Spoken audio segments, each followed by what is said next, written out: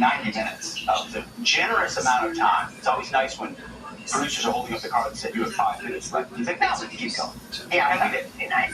It was a wide-ranging discussion that we look forward to sharing a lot of with you this morning. And Pete, you asked such a great question of the president. You said, what will happen if they put you on house arrest? Something that, if you're from Venezuela, it's kind of familiar, but to Americans, not so much. Here's what he has to say to that possibility during the campaign leading up to the November election. Some have suggested you could appeal straight to the Supreme Court because of the special nature of this case. When it comes to the legal fees that you're still facing, and they could, the judge could decide to say, hey, house arrest or even jail. How do you face what that could be? I'm okay with it. I saw one of my lawyers the other day on television saying, oh no, you don't want to do that to the press. I said, you don't beg for anything, you just keep the way it is.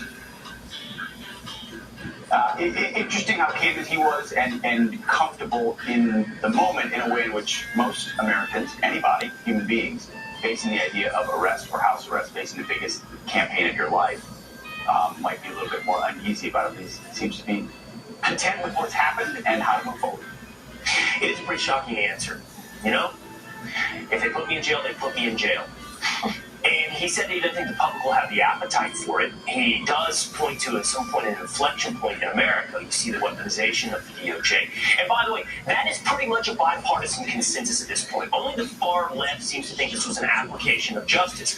You have people like Bill Ackman. You have mega donors. You have non-traditional Republicans going, what's going on in New York? This is not an appropriate use of the Justice Department. And now here's Trump saying, I think we're arriving at an inflection point. If you think putting me in jail is something that the public will withstand, I think he's exactly spot on, that you will arrive at the point of no more from the public. Curious. These are bad people. These people are sick. And they do things that are so destructive.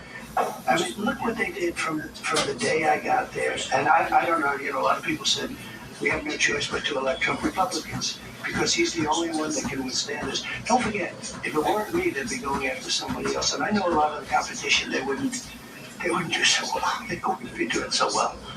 They'd be saying, Mommy, take me home. I want to go home. This is brutal. But these are sick people. And for instance, the 51 intelligence agents, who thinks of these? And they think about it, just like they say, I'm guilty. And all this information was from so many years before the election. It's before the election. Guys, it was interesting. We just had Kevin O'Leary on last hour, and you mentioned, people in this country. But I hadn't thought about other countries. Yeah. Looking at this system and go, what is going on? We don't imagine how little we understand about the process. Imagine being in a foreign country, looking at what we're doing to a former president. Based on charges we don't understand, let alone them understanding, and they thought our system was the gold standard of what the world would want to follow as far as transparency and fairness and equality under the law, and they're looking at it saying, America's not what it used to be. I really like the way Kevin framed it, and maybe it takes a businessman to frame it in that way. It's definitely the kind of language that Donald Trump understands, which is America is a brand as well, overseas at least. And that brand has been tarnished by this process. It makes us look like a banana republic.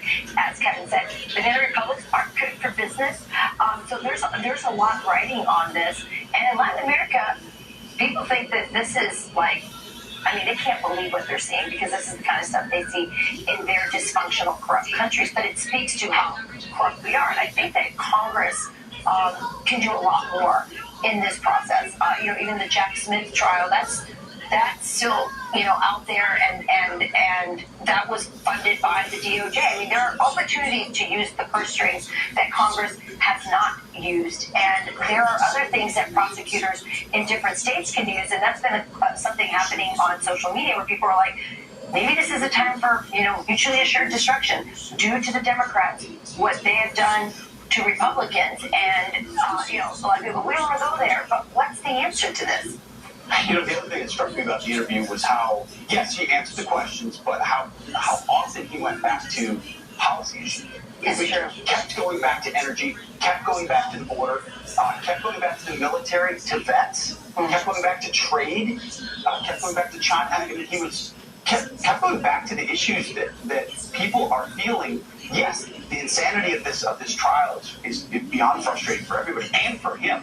but you can only belabor that so long. You move to what's affecting everybody, and he pivoted very effectively. I thought he did a lot of that. You know, I think the other, perhaps most reflective or human moment was a question asked multiple times. What will you do? What will you do if elected? How will you use the Justice Department? You asked that, Rachel. I followed up. Pete at one point asked him, what type of attorney general would you look to appoint? And I think that a lot of people are looking at this moment and saying, you know, does Donald Trump say, no, my purpose is to de-weaponize the DOJ, or has this Pandora's box been opened? And the reflection in human moment is he basically said to us, I don't know. Right. I don't know. Because I don't know how you put this horse back in the barn. I don't know how you walk back from the battle that has been drawn. I don't know on what my position will be on the DOJ. Look, we're going to share all of this with you this morning. You know, we have some technical issues getting the interview to you, but we're going to play this interview in as much as possible for you coming up in the show. So we hope you stick with us, and you'll hear directly from the former president in his own words. Yeah, absolutely. I was just going to say that he when he came into office, he had the opportunity, and we talked about that with him. He had the opportunity to go after Hillary Clinton for crimes that she actually committed, crimes that actually are very serious. She had a subpoena, and she destroyed documents and took a hammer and bleach bit to her information. And Donald Trump could have done a lot of things. He could have said, let's open an investigation into the Clinton Foundation. Let's look into those records. He didn't do that. And so that's why that question was so interesting when we asked him, you know, I said, yeah, you say success is going to be your revenge, but now this verdict. And he said, I don't know what I'm going to do. You know, It was really human. he went to a UFC fight, but he used a UFC analogy He did. in that answer where he said, well, it's like two guys that are fighters and they hate each other at the beginning, they fight, but at the end they're hugging. And he said, that's how I thought our system worked with me and Hillary, so we may have said some certain things on the trail, but we move on. That's not what happened to him. And by the way, as Will said, we've got a huge part of this that we interviewed. It's coming as soon as we've got it dialed into the system. It's coming to you. But we'll move on in this moment because there's another trial starting this week, and it is Hunter Biden. And ahead of that, Hunter Biden.